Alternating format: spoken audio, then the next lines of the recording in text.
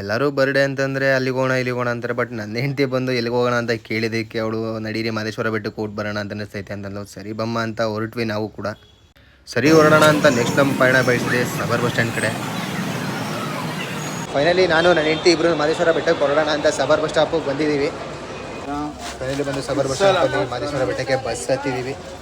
Last time ಅಂತೂ ಸಿಕ್ಕಾಪಟ್ಟೆ rush ಇತ್ತು, ಬಸ್ಸಲ್ಲಿ ಹೋಗೋದೇ ಬೇಜಾರಾಗ್ಬಿಟ್ಟು ಕೊನೆಗೆ 10 ಗಂಟೆಗೇನೋ ಬಸ್ ಹತ್ತಿದೆ ಲಾಸ್ಟ್ ಮಂತು. ಬಟ್ ಈ ಮಂತ್ ಬಂದು ಜನ ಕಮ್ಮಿ ಇದ್ದಾರೆ, ಬೇಗ ಹೊರಟಷ್ಟು ಒಳ್ಳೇದು ಅಂತಂದ್ಬಿಟ್ಟು ಆರಾಮಾಗಿ ಬೇಗ ಬಸ್ಸಲ್ಲಿ ಹೊರಟಿದ್ದೀವಿ. ಲೈಟಾಗಿ ನೀಟಾಗಿ ಜಾರ್ದಿ ಕಣ್ಣು ಬಿಟ್ಟು ನೋಡಿದಾಗಂತೂ ಅನ್ನೂರಲ್ಲಿ ಬಜ್ಜಿಗೆ ಮುಗಿಬಿದ್ದ ಜನರು.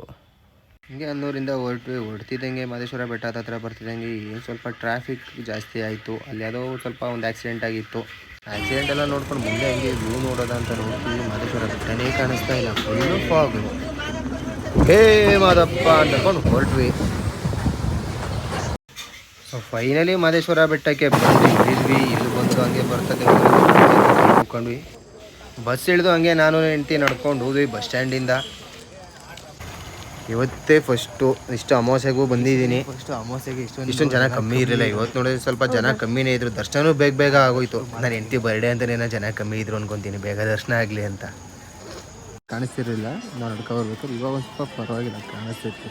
ಹಂಗೆ ಬಂದು ಮಾದಪ್ಪನ ಕೈ ಮುಗಿದ್ಬಿಟ್ಟು ಧೂಪ ತಗೊಂಡು ಶಿವ ಏನು ಮಾದಪ್ಪ ಅಂತ ಹೇಳಿ ಧೂಪ ಹಾಕಿಬಿಟ್ಟು ಸೀದಾ ನಾವು ಹೊರಟಿದೆ ದರ್ಶನಕ್ಕೆ ಕ್ಯೂ ನಿಂತ್ಕೊಳ್ಳೋಣ ಅಂತ.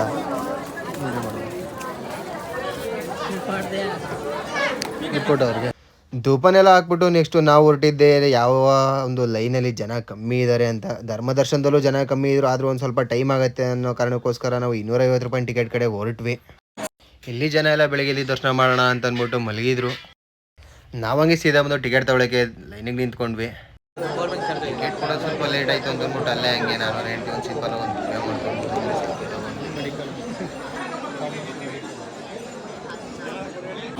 ಅಂತೂ ಇಂತೂ ಪರದಾಡಿ ಟಿಕೆಟ್ ತೊಗೊಂಡ್ವಿ. 250 ರೂಪಾಯಿ ಟಿಕೆಟ್ ತಗೊಂಡು ಅಕ್ಕ ಮೇಲೆ ಓಡ್ತಾಳೆ ದುಡು ಅಂತ.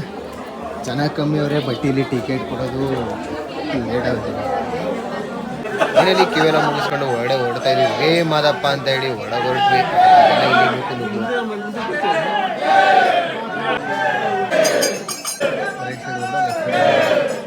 ಅಂತೂ ಇಂತೂ ಮಾದಪ್ಪನ ದರ್ಶನ ಆಯಿತು. ದರ್ಶನ ಮುಗಿಸ್ಕೊಂಡು ನಾವು ಹಂಗೆ ಹೊರಗಡೆ ಬರ್ತಿದ್ವಿ. ಹೊರಗಡೆ ಬರ್ತಾ ಹಂಗೆ ಒಂದು 2 ನಿಮಿಷ ಇಲ್ಲೇ ಹೊರಡೋದಲ್ಲಿ ಕೂತಿದ್ದೋಣ ಅಂತ ನಾನು ಹೆಂಡತಿ 1 ನಿಮಿಷ ಕೂತಿದ್ದು. ಆಮೇಲೆ ಮುಂದೆ ಪಯಣ ಬೆಳೆಸಿದ್ವಿ. ದೇವಸ್ಥಾನದಿಂದ ಹೊರಗೆ ಬರ್ತಾ ಹಂಗೆ ನಮ್ಮ ಅಪ್ಪ ಶಿವ ಮತ್ತು ಶಿವ ಅವರ ಪುತ್ರರಾದಂಥ ಗಣೇಶನ ದರ್ಶನ ಮಾಡ್ಕೊಂಡ್ವಿ. ಹೊರಗೆ ಬಂದು ರಾಜಗೋಪುರಕ್ಕೆ ಕೈ ಮುಗಿದು ಹಂಗೆ ನೋಡ್ತೀವಿ. ಕಂಸಾಳೆ ಬಿಡ್ಕೊಂಡು ಜಾನಪದ ಆಡ್ತಾ ಇದ್ರು. ಅಲ್ಲಿಂದ ಹಂಗೆ ಹೊರಟಿ ಬರ್ತಾ ದಾರಿಯಲ್ಲಿ ಕಲ್ಯಾಣಿ ನೋಡಿಕೊಂಡು ನಮ್ಮ ಪಯಣ ನೆಕ್ಸ್ಟ್ ಬೆಳೆದಿದೆ ಬಸ್ ಸ್ಟ್ಯಾಂಡ್ ಕಡೆ. ಅಂದರೆ ಬೇಗ ಬಂದು ನಾವು ಮೈಸೂರಿಗೆ ಬಂದು ರೆಸ್ಟ್ ಮಾಡಿ ನಾವು ಅಂಗಡಿ ಓಪನ್ ಮಾಡಬೇಕಿತ್ತು ಬೆಳಗ್ಗೆ ಅಷ್ಟೊತ್ತಿಗೆ. ಅಂತೂ ಮೈಸೂರಿಗೆ ಬಂದು ತಲುಪಿದ್ವಿ. ಅಲ್ಲಿಂದ ಓಲಾ ಓಬರ್ ಬುಕ್ ಮಾಡಿಕೊಂಡು ಸೀದಾ ನಾವಮ್ಮ ಪಯಣ ಬೆಳೆಸಿದೆ ನಮ್ಮ ಮನೆ ಕಡೆಗೆ. ಅಂತೂ ನಾವು ಮನೆಗೆ ಬಂದು ತಲುಪೋ ಗಂಟ 4:50 ಆಗಿತ್ತು.